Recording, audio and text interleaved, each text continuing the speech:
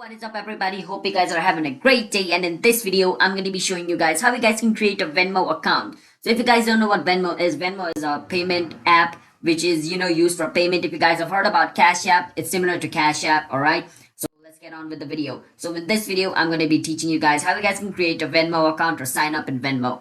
To create a Venmo account, first go to your search engine. It could be any search engine. Right now I'm using Google Chrome. When you come over here, search for Venmo login.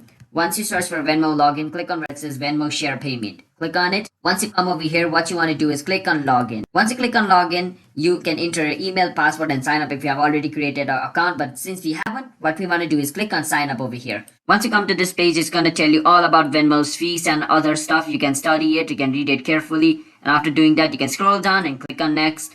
After you click on next, you can create a Venmo account using your Facebook if you have it by connecting it to a Facebook. But if you want to create a separate Venmo account, not connect to anything, then you can fill up this form over here. So let me do that real quick. Now, after filling up this form like this and ticking this 2 mark, you can click on sign up. And after that, your Venmo account will be created. But first, it's going to verify your phone number and your email as well. So just keep that in mind. So after doing that, your Venmo account will be created.